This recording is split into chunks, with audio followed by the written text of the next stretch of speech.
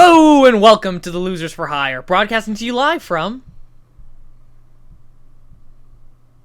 Don't you go? Oh wait, yeah, I am supposed to go. My hands have totally been jazzed. Let the record show Ramy is unemployed. Hello and welcome to the Losers for Hire, broadcasting to you live from Titan. Broadcasting to you live from South Dakota. Broadcasting real original, Luke. Broadcasting to you live from Arizona. Broadcasting to you live from inside your computer. Don't look now, it's the Losers for Hire. The Losers for Hire. Any announcements you want to make, Luke? Yes, this is going to be, I believe, and correct me if I'm wrong here, the first Losers for Hire podcast of 2022. In winter, not fall. Oh my god, you're right. I didn't even think about that. Oh, it's a national and of holiday. 2020. Oh my god, I can't believe it. There's a lot of firsts. Yeah, this man, we're breaking new ground here. All right, Luke. First question is, when is it worth arguing with someone over the internet? And that's actually from Mark Zuckerberg. So, hi, Mark Zuckerberg. Thanks for listening. Oh, Mark Zuckerberg. It's interesting that he would ask that question. Considering he basically made the internet version of a verbal coliseum. Sure, I'll give you that. Like, I don't know, Zuckerberg. I watch the social internet. The social network. And wait I a basically know everything about you. I think I'm an expert on your life. You should have been nicer to Andrew Garfield. I will never forgive you. Never. How could you? And that's why I don't use Facebook. Yes, it's because you specifically ruined Andrew Garfield's life. All right. So, Luke, when is it worth arguing with someone over the internet? And we're excluding times that involve Andrew Garfield, because, of course, we'll both go to hell for him, right? Always. I think we just did right now. I will. We're devoted. I will jump in front of a truck if Andrew Garfield wants me to. I guess there's the answer to the ancient if someone asks you to jump off a cliff question, right? Only if Andrew Garfield asked me to jump off a cliff. Yeah, that's a real answer to that question. We all know now. Who's asking? Now you can all tell your teachers, folks. Andrew Garfield asked me to do this. It's worth it. Holy Luke, can we answer? So when is it worth arguing with someone over the internet?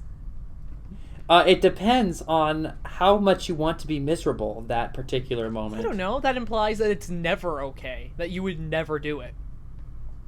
No, I'm saying it inevitably leads to misery. I mean... Almost. So, first off, let's just assume that the person you're talking to is probably not a reasonable person that's going to have a rational dialogue. They're willing to argue with you over the internet, so yeah, basically. Okay.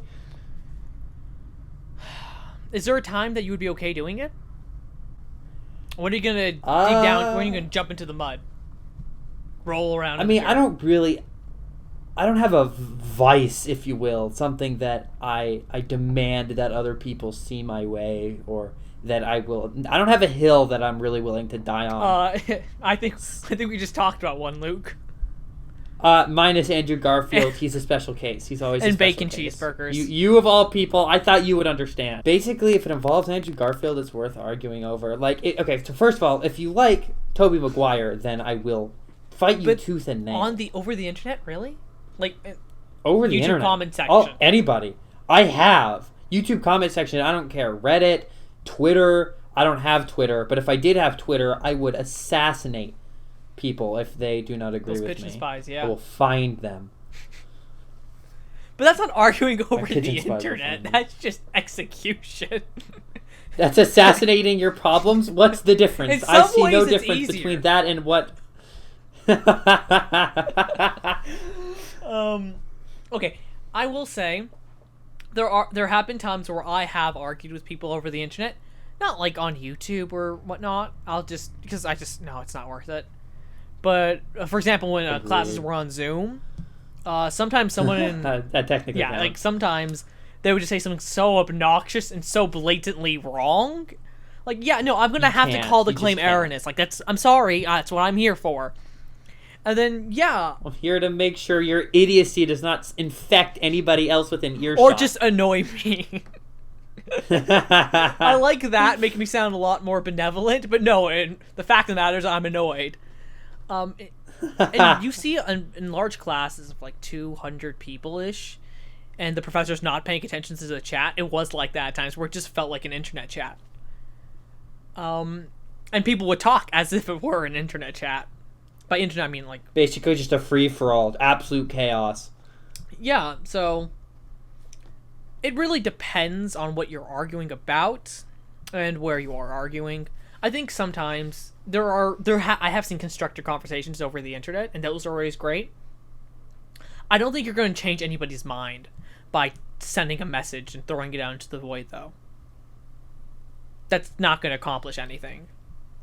No, because people arguing over the internet are in the mindset. They're not there to have the mindset. Well, they're not actually listening. Yeah.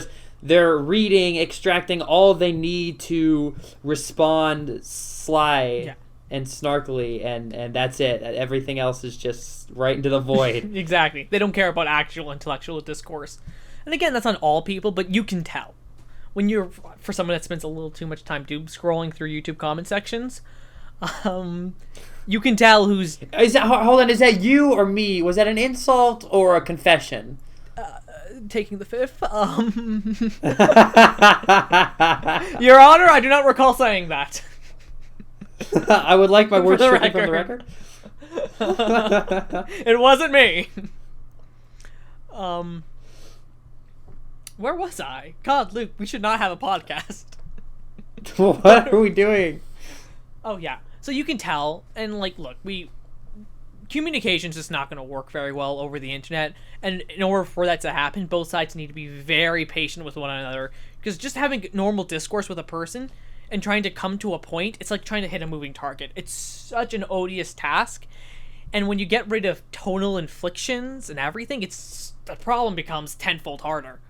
So sarcasm does not translate well over text. If I've learned one thing, having used the internet for as long as I have, it's so hard for people to ask for you to clarify points, because then you have to write them an entire paragraph. Unlike if we're just talking and Luke says something incredibly vacuous, then, oh, hey, Luke, what the hell do you mean? I would say the answer comes down to a simple function that takes input of how important the topic is to you, how inflammatory... Are you sleeping? Stop right talking computer science with me, you nerd! And then if the output value reaches a certain amount, then only is it worth arguing over. Never do public speak, please. Please never do a public speech.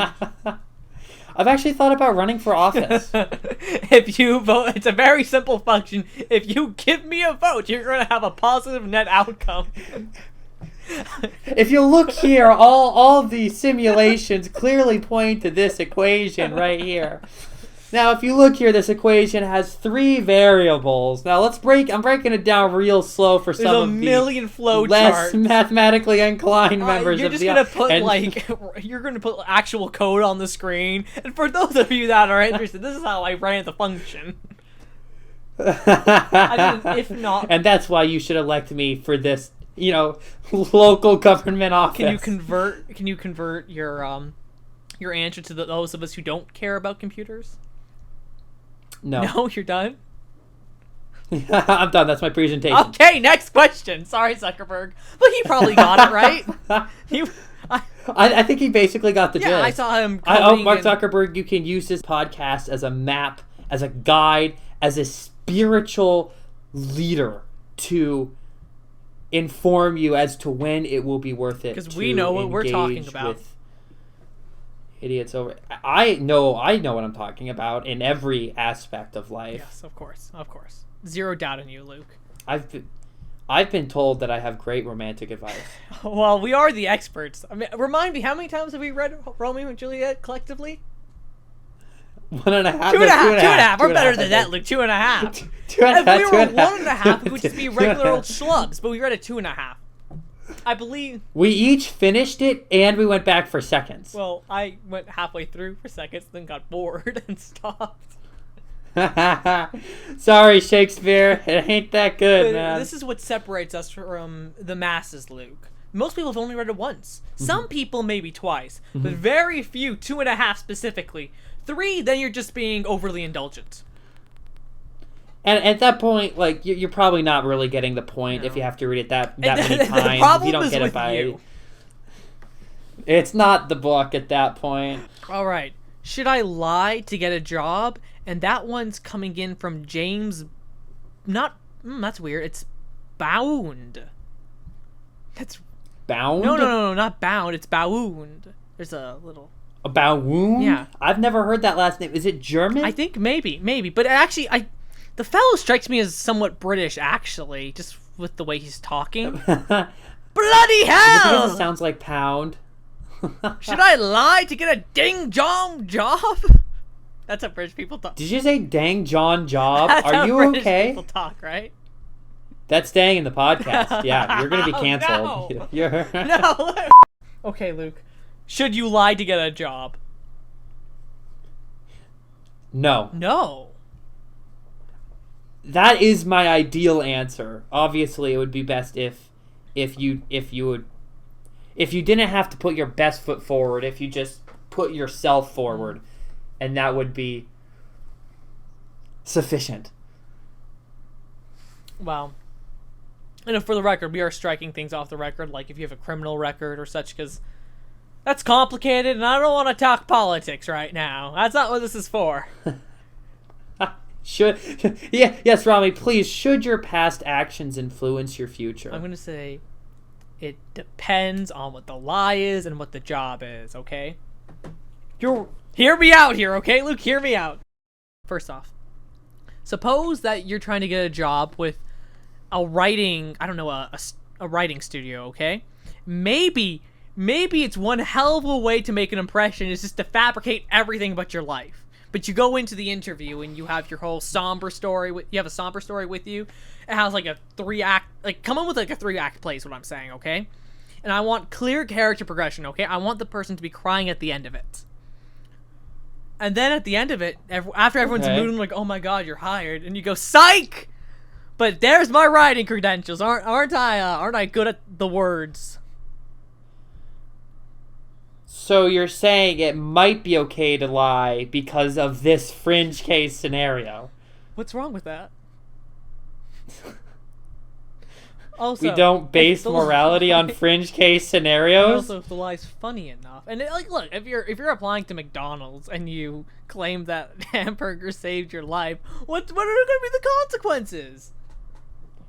You lied to your employer, who now doesn't trust you because you made such a moronic lie. They don't care. They're McDonald's. They're just gonna take anybody. Let's take a consequentialist approach to this, Luke. Okay, if you lie about having hamburgers saved your life, who is it gonna harm? What's the net harm there? Yes, but it's still a lie. And it's gonna be funny. Yes, but if people start pegging you as the person who fabricates stories, it hurts your believability in the future, even just a small amount. So that's the harm it causes. But I mean, look, it's McDonald's. Are you really going to ask for a recommendation for your boss at McDonald's?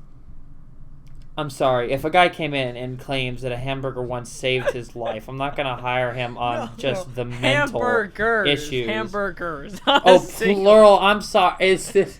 No, but like something about hamburgers affected his life so fundamentally, it's forever changed who he is. Is this story true or a lie? What is the truth, Luke?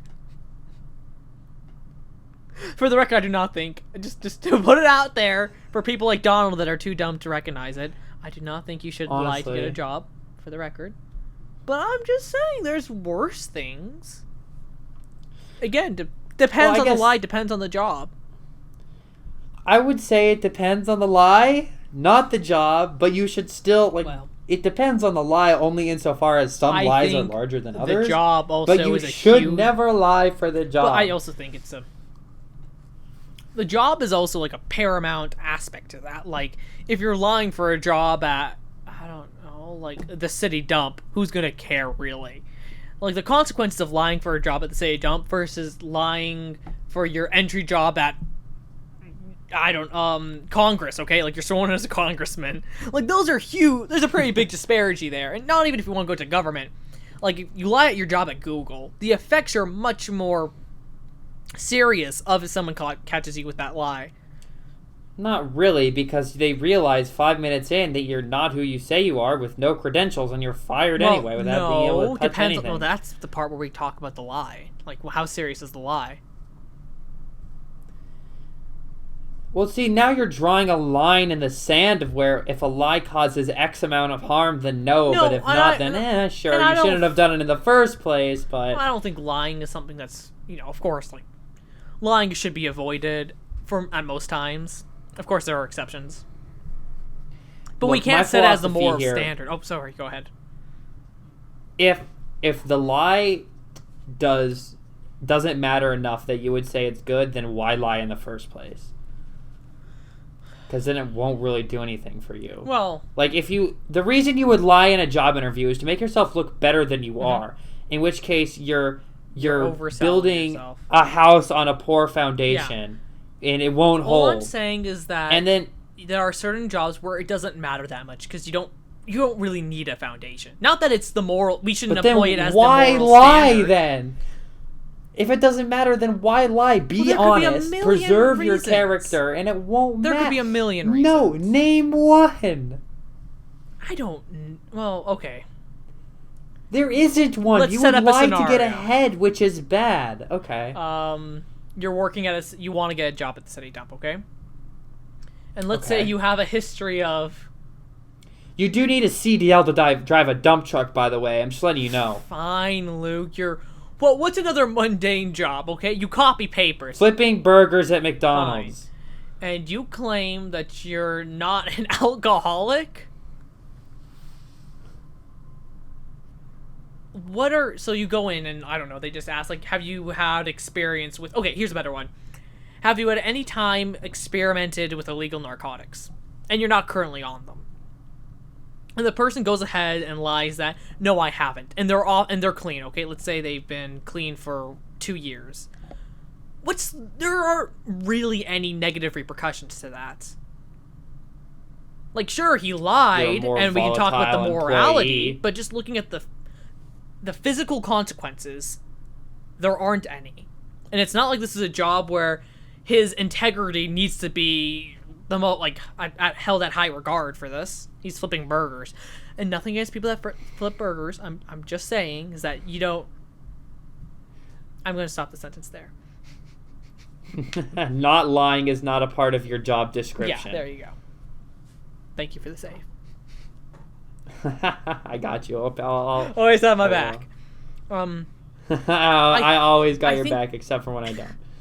I think there's a real difference there, and that's not something that can just be set aside. I don't think we can always say it's never okay to lie to get a job. I think it generally does depend. Well, you'd be a more volatile employee in that specific scenario, but I would still say this kind of goes back to the... Well, would you? I would say never lie during an interview, but that's an ideal answer for an unideal world, right? We can say that's the moral standard, but that doesn't mean it's what should be actionable every time. If I was a job interviewer and someone answered that honestly with yes, but I'm clean now, I would respect the honesty. And there's definitely an aspect to that. But not everyone's you. But yeah, I've realized not everyone's me. That's the whole point of this tangent. So, but would you say it's a bad thing if he lied about it? Yes, because lying is bad. Truthfulness. I mean, really, who has it hard? Truthfulness is better. It's more productive. Well, not necessarily. Maybe that leads him down a rabbit hole. Maybe that means he doesn't get the job. And if he doesn't get the job... It should be more productive. It should be more productive. But it's not always. I mean, how many people are going to give them a job if, yes, they have had experience with illegal narcotics? It's a possibility. Honestly, in this market... And this market? What do you mean in this market? Oh, no. People need workers. Apologies. We're setting that aside. For now, at least. No, people need workers. There's a lot more of those jobs available now. I think, honestly, before COVID and such, I think people will be much more likely to go, no, we have other people we can employ. And it's not like it's going to harm their productivity at work. It's not. And again, it could. I mean, how could it? Is he going to relapse? Been on drugs. People are on, yes, well, potentially, and possibly. If he relapses, then he'll face those consequences. Okay? But for this exact scenario where he goes in, and if he doesn't do anything, then there's no problem. And if he does screw up, then he'll face those repercussions, and it all balances out. Because again, this isn't. Yes, but if the employer hired him instead of someone else who had not been on narcotics because he lied, then you go back on narcotics, and you have to quit your job because that's what drugs can do to you. You don't have to, but you do. Now the employer is suffered needlessly because of your lie. But that doesn't answer the question, okay? If he does lie to get the job, and then a year down the road, he relapses, he'll face the consequences. But if he doesn't, then there are no tangible negative side effects. There are nothing. There's nothing there at all. Except for, I don't know, his morality's taking a hit, which again, this isn't a job that requires the highest integrity possible. He doesn't have to be an upright citizen. My point is, it would be best if no one ever lied for a position. But having a job does a lot of good for people, so perhaps lying slightly to get a job, you could look at the grand scheme of things and it might not be that bad. But it would be best if no one had to lie for a job. Yeah, I'll agree with that. And then lying for a job would be universally we can claim it's needless. the moral standard of the that we should apply as the moral standard of the universe, that you should not lie to get a job, but I do think it's a depends. So in fringe cases, yes, Sure. It depends on the job, it depends on the lie. But in general, no. Luke, have you ever Don't lied lie. to get a job? No, of course not. Well, I've gotten Oh, one you job, goody and I showed two-shoes. up, and they asked if I could drive, and they're like, "Okay, great, you start tomorrow." Now, what if you hadn't gotten your license yet, but you were planning on getting it before you started? I still probably would have gotten hired. They weren't hiring on Okay, that what if you told them? basis. What if you told them that I am able to drive, but you weren't technically? That would have been a Would lie. have that been bad if you still got your license in time? You mean if I had gotten the license the next day? I would have mentioned I'm getting my license the next day. Oh, wait, you immediately started after you went there? Oh. Yeah, I went into the interview and I was hired I was hired on the spot, and I started the next day. That's different then. I thought there was like at least a couple weeks there, but okay. All right, here's another one from our favorite person ever, Shannon. Cat or dog? The one person who maybe listens. No. I don't know what you're talking about. There's at Mark least Zuckerberg 5,000 wrote monthly in for this listeners. episode. We're important people, Luke. We're Took time out of his busy influencers. schedule. Oh, dare you say. All right, Luke, cat or dog? Cat or dog? Depends on what you want out of an animal. Wrong. Cat, always. The end. No, Yeah. not dogs, man. You walk through the door, a dog is so happy to see you. You walk through a door, cat couldn't give a shit. Cat ain't even gonna say it. No. Say hi. A cat is going to be there, make sure you're there, and then pretend like they didn't care. It's a very different relationship. Do you want an active relationship or a passive Cats relationship? are active relationships. They are just different. And each cat is different. Depends on the I've cat. met cats that act a lot like dogs, and I've heard of dogs that act like cats. Yeah, and there are... Yes, the differences are at the extremes. Yes, Everything's a distribution. Yeah. But Are you gonna? How about we make a normal general- distribution? we We haven't been nerdy enough on this podcast. Let's bring it further. We'll work out the standard deviations. Get the arch. Yeah. Let's apply some central limit theory. What are we talking about? 99.6% Well, we'll get of the population, or what? We'll make a box and whisker graphs. We'll get the quartiles Oh, going. I hate box and whisker graphs. You what? You don't like box and whiskers? They suck. I hate them. What? Never used them. You're literally wrong. I've You're never literally used wrong. them. Never. They're really nice for certain data analysis. Well, I've never liked them. I'm sure there are situations where they're fine, but Good. Great even. and I've used them before. It's just they're never my go-to. Something about them just looks This is clunky to me. unbelievable. I They thought don't look elegant. I thought I knew you. They don't look elegant. They're beautiful. No, they're not. They're just Stack them on top of each other, and it's like building a beautiful house of statistics. It's What? You're a I'm masochist. crying. I'm tearing up a little bit just thinking. Yeah, about it. cry over your box whisker graphs. We've been too nerdy on this podcast already. Luke, cat or dog? Dogs are friendly, man. Cats are like, oh, you're still here. Well, feed me while you're at it. cats have you Also, interacted don't with? touch me. Also, if you look at me the wrong way, I'll claw your eyes out. Luke, what has been your experience with cats? God. Not much. I think My we're mom's broaching on some very deep allergic. Oh, well, there you go. Wait, when you guys came over, she was like right Yeah, next your cat didn't like me. No, my cat hated you. Boots loved you, though. Boots did like me. Boots was chill. Boots was a chill cat. Boots is a great cat. No, my cat But hated dogs you. are so like huggable, and they're Cats so are friendly huggable too, and cats are. and they're happy all the time, And you don't they're need like to in your wash face your about how cat happy every they week. are. Well, you don't have to wash your cat every week like a filthy dog. Dogs smell. Do you have to wash your dog? I mean, People have to wash their dogs, yeah. And if you don't, they smell and they're slobbery and they're every week. disgusting. No. Oh, and yeah, cats are just absolutely Yeah. like pristine. I can't think of a time I've had to Never pick up make a after mess. Luna. I don't know. Let's see. She was sick one time. That's the only Look, time I've had to pick up after her. Dogs are in active relationships. Cats are passive. Okay, if you what do want you mean someone by to that? take up your time, you want a dog. Well, cats take a lot of time. There's there's more interaction with dogs. There's more Sure. fun and more annoyance, right? Cats are more. Yeah, cats they're are more easier. independent. Yeah, they are.